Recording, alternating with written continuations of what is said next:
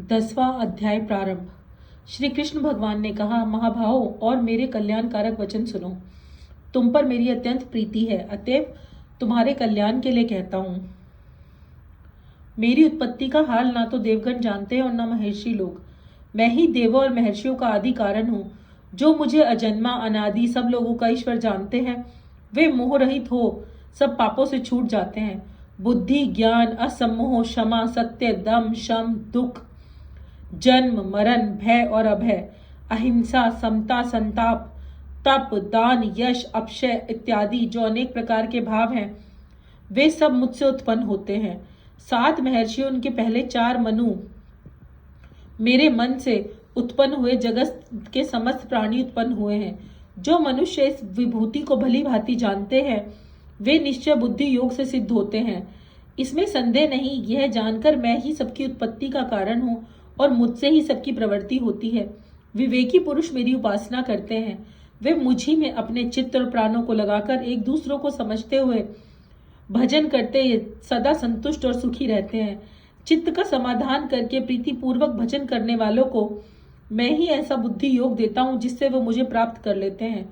उन पर अनुग्रह में स्थित हो देदीप्यमान ज्ञान से अज्ञान मूलक संसारी अंधकार का नाश करता हूं।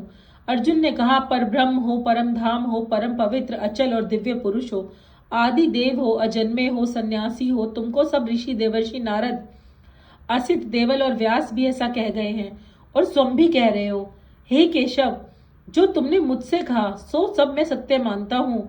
भगवान, देवता और दानव इन दोनों ने ही तुम्हारे रूप को नहीं जाना है। हे जीवों के उत्पन्न करने वाले भूतेश, हे देव, हे जगतपते, हे पुरुषोत्तम, आप स्वयं ही अपने मन को जानते हैं। अतएव आप उन विभूतियों का हाल पूर्णता से वर्णन कीजिए जिनके द्वारा आप इन सब लोगों में व्याप्त हो रहे हैं। हे योगिन, हे भगवान, सदैव आपका चिंतन करता हुआ मैं आपको किस प्रकार जान सकता हूँ? आपका ध्यान किन किन भावों से योग्य करना है? हे जनार्दन, कृपया अपनी माया और विभूतियां विस्तार से कहिए। इस अमृत रूप वाणी को सुनने से मेरा मन तृप्त होता है। श्री भगवान ने कहा, मेरा विस्तार तो अनंत है, तो भी मैं मुख्य मुख्य विभूति को तुम्हें सुनाता हूँ। हे गुड़ाकेश, समस्त भूतों के अंतःकरण में रहने वाली आत्मा मैं ही हूँ। मैं ही उनका आदि, मध्य और अंत हूँ। मैं आदित्यों में विष्णु, प्रकाशकों में अनेक किरणों से भूषित सूर्य, मरुद गणों में मरीचि और नक्षत्रों में चंद्र हूँ। मैं वेदों में सामवेद, देवों में इंद्र, इंद्रियों मन में और भूत मात्र में चैतन्य हूँ। मैं रुद्रों में शिव, यक्ष, राक्षसों में कुबेर, 8 वसुओं में अग्नि और पर्वतों में सुमेरु हूँ।